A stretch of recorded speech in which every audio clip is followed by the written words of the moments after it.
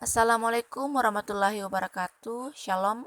Perkenalkan, nama saya Meroes Dale Topang, NIM 19014020033 dari kelas 4A Prodi Pendidikan Matematika. Nah, pada video kali ini saya akan menjelaskan hasil analisis bukti teorema 2.6 dan 2.7 untuk mata kuliah teori peluang. Baiklah, teorema pertama yang akan saya jelaskan yaitu teorema 2.6. Berikut diberikan dua buah himpunan A dan B, di mana keduanya tak kosong, dengan hubungan sebagai berikut. Nah, silakan lihat gambar. Di sini ada beberapa poin yang akan kita analisa. Poin pertama yaitu apakah kesamaan A gabung B sama dengan A gabung B selisih A iris B berlaku? Tunjukkan dengan operasi himpunan. Nah, untuk menunjukkannya dalam operasi himpunan, maka kita dapat menggunakan sifat-sifat aljabar himpunan, yaitu A gabung B sama dengan A gabung B selisih A iris B.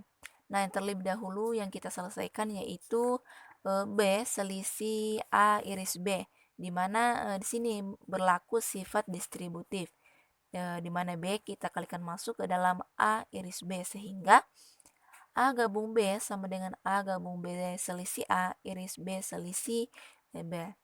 Nah, pada tahap ini kita juga bisa melihat bahwa B selisih B ini merupakan himpunan kosong atau menghasilkan himpunan kosong atau tak ada, sehingga tidak usah kita tuliskan atau kita anggap tidak ada. Sehingga A gabung B sama dengan A gabung B selisih A. Nah, kemudian pada tahap ini kita melihat bahwa B selisih A ini kita dapat menggunakan sifat operasi solusi. Nah, di mana tanda kurang ini atau selisih ini kita ganti dengan sebuah irisan, sehingga menghasilkan A gabung B sama dengan A gabung B iris A komplement. Nah, kemudian pada tahap ini kita lihat bahwa di sini berlaku sifat distributif lagi, yaitu A kita kalikan masuk ke dalam B iris A komplement, sehingga A gabung B sama dengan A gabung B iris A gabung A komplement. Jadi itu berlaku sifat distributif lagi. Nah, kemudian pada tahap ini kita bisa melihat bahwa dapat kita ketahui bahwa A gabung A komplement ini dilihat dari sifat atau kaidah kelengkapannya adalah merupakan hasil dari sebuah himpunan U. Dan jika dilihat dari kaidah kelengkapannya juga, bahwa himpunan ini merupakan himpunan kosong, sehingga pada saat A gabung U di iris U dapat menghasilkan A gabung U sama dengan A gabung U.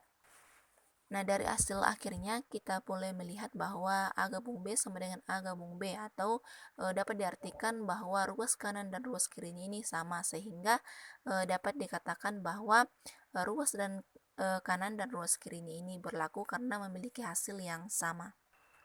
Kemudian poin kedua yaitu apakah A dan B selisih A iris B merupakan dua kejadian yang saling asing? Tunjukkan dengan operasi himpunan.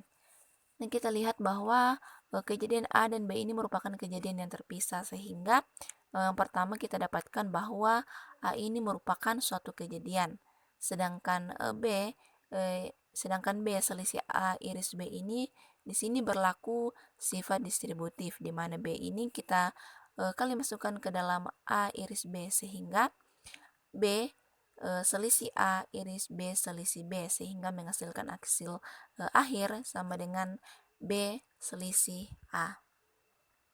Selanjutnya poin ketiga yaitu kaitkan hasil nomor 1 dengan teorema 2.2 tentang hubungan saling asing dua himpunan, dan tuliskan akibat teorema 2.2 pada bentuk A dan B selisih A iris B.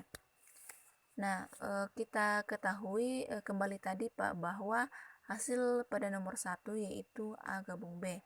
Sedangkan teorema 2.2 yaitu B sama dengan A gabung B selisih A, dengan A dan B selisih A itu merupakan kejadian yang saling asing.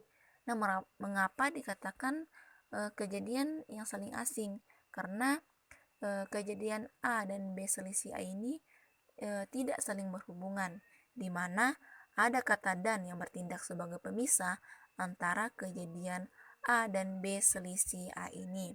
Tetapi apabila A dan B selisih A ini digabungkan, maka tidak dikatakan atau bukan dikatakan sebagai kejadian asing. Nah, begitupun dengan hasil nomor 1 tadi disebut sebagai kejadian yang tak saling asing karena hasil di nomor 1 tadi itu digabungkan, yaitu A digabung U. Nah, dari teorema 2.2 ini dijelaskan bahwa jika sebuah kejadian dipisahkan, maka kejadian tersebut merupakan kejadian yang saling asing karena tidak berakibat. Tetapi jika sebuah kejadian digabungkan, maka kejadian tersebut dapat disebut sebagai kejadian tak saling asing. Nah, sehingga akibat dari teorema 2.2 pada bentuk A dan B selisih A iris B ini adalah probabilitas A gabung B sama dengan probabilitas A ditambah probabilitas B selisih probabilitas A iris B. Kemudian poin selanjutnya atau poin keempat yaitu berdasarkan hasil 1-3 apa yang dapat Anda simpulkan tentang bentuk probabilitas A gabung B. Nah, dari nomor 1-3 tadi dapat saya simpulkan bahwa dari nomor-nomor itu dijelaskan tentang kejadian saling asing dan kejadian tak saling asing. Dan juga dapat saya tarik kesimpulan bahwa bentuk dari probabilitas A gabung B ini selalu bernilai positif dan selalu lebih dari atau sama dengan 0.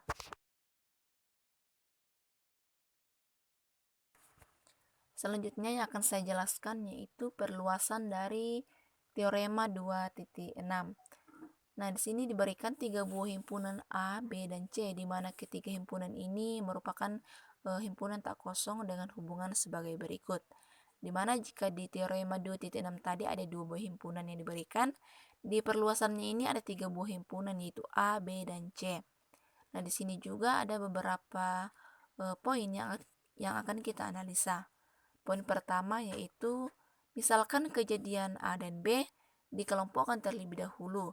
Nah, sehingga diperoleh A gabung B gabung C sama dengan dalam kurung A gabung B balas kurung gabung C. Nah, di mana A dan B ini kita kelompokkan dalam kurung dan kejadian C ini kita keluarkan dari dalam kurung sehingga berbentuk seperti itu.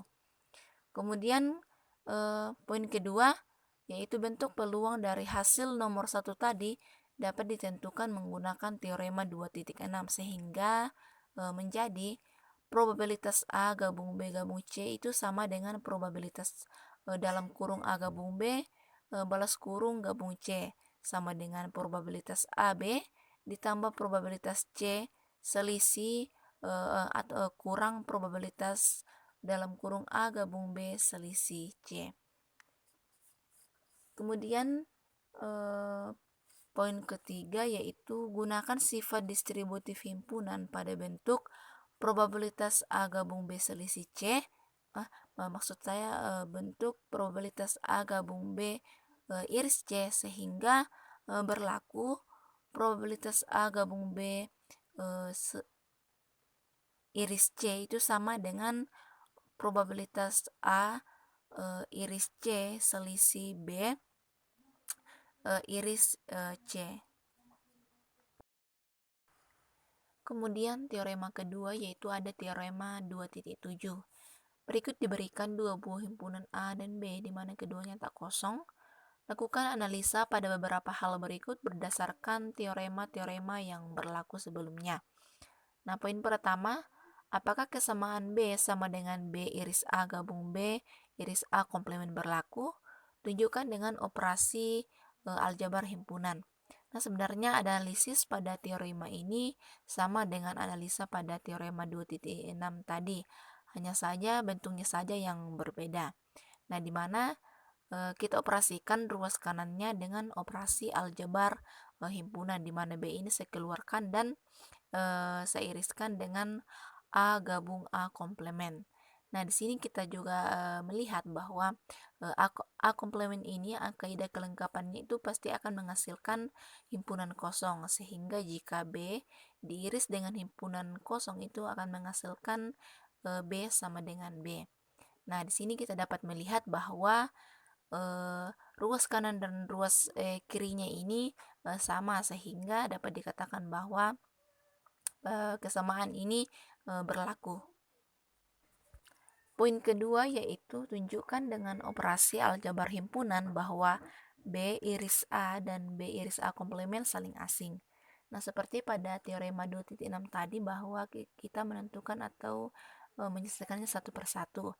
Nah, yang pertama yaitu B iris A. Nah, ketika kita mengoperasikan B iris A, maka menghasilkan kejadian B atau himpunan B.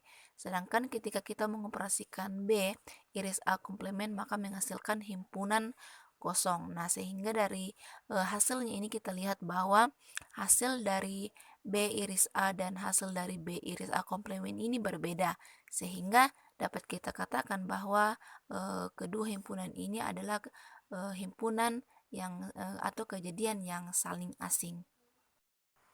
Kemudian poin ketiga, jika keduanya saling terbukti saling asing, maka tuliskan akibatnya menurut teorema 2.2. Nah, jadi kita di sini masih menggunakan teorema 2.2, di mana pada nomor 2 tadi kita sudah menunjukkan bahwa B iris A dan B iris A komplement ini merupakan kejadian yang saling asing, sehingga menghasilkan akibat probabilitas B sama dengan probabilitas B iris A ditambah B iris A komplement. Itulah yang dapat saya jelaskan tentang hasil dari analisis bukti teorema 2.6 dan 2.7. Kurang lebihnya mohon dimaafkan. Sekian dan terima kasih.